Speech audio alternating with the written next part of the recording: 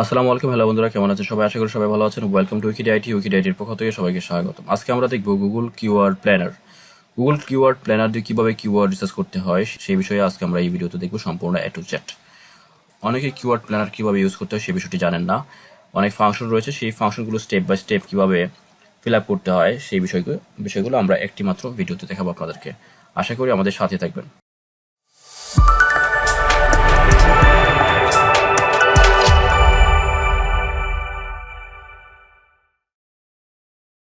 প্রথমে আপনি গুগলে চলে যাবেন। গুগলে গিয়ে আপনি সার্চ করবেন keyword planner.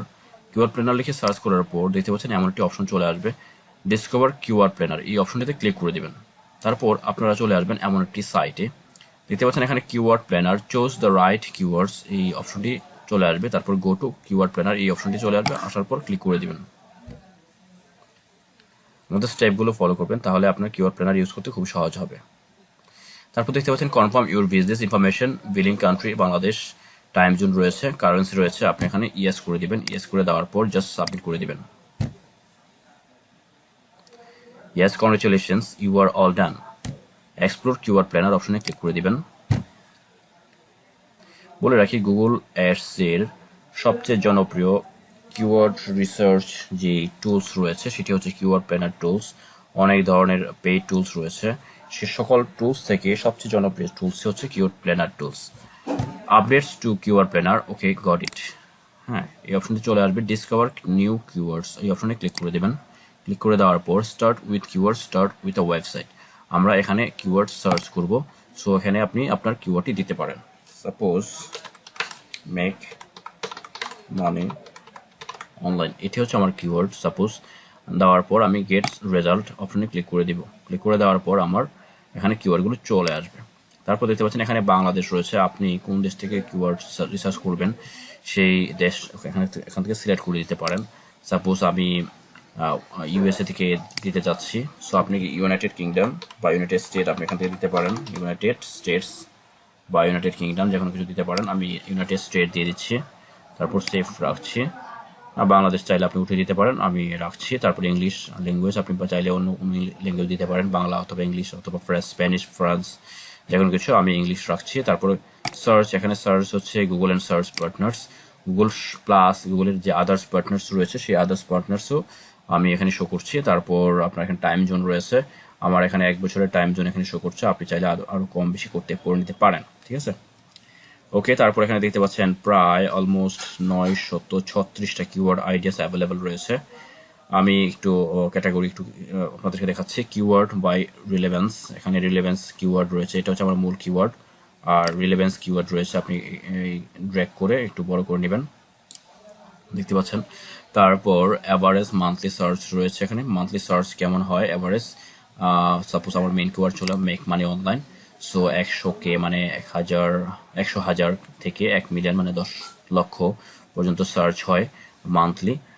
3 month range, 3 month change আছে কিনা, 0% মানে কোনো চেঞ্জ নেই।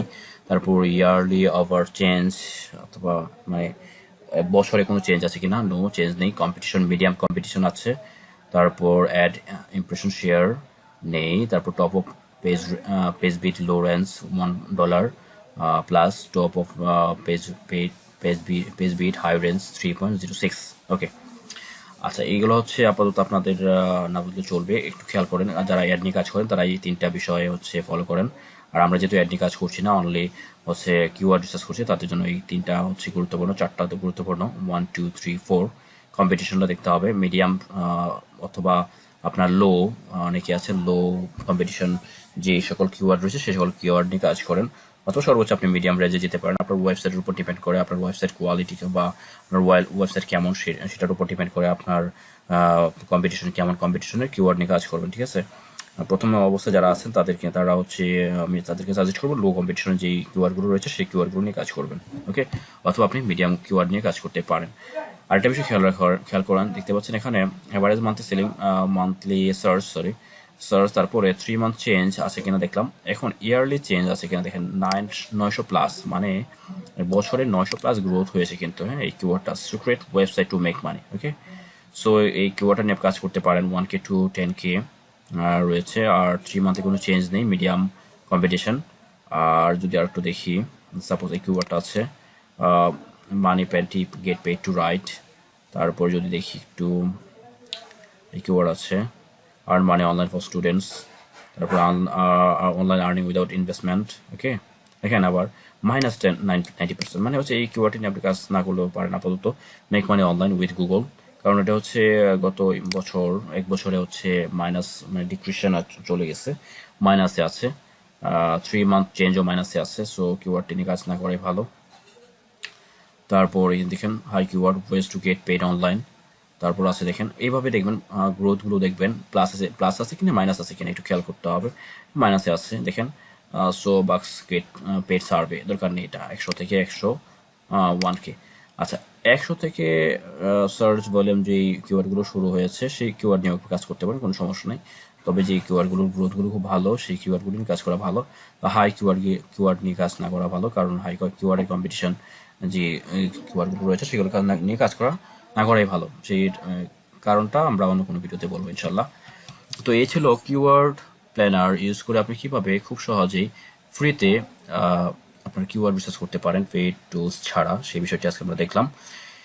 অন্য কোনো ভিডিওতে আমরা পেইড টুলসের ব্যবহারও দেখবো ইনশাল্লাহ। সেই পর্যন্ত ভালো থাকবেন, দেখা হচ্ছে নতুন কোনো ভিডিওতে। আল্লাহ হাফিজ।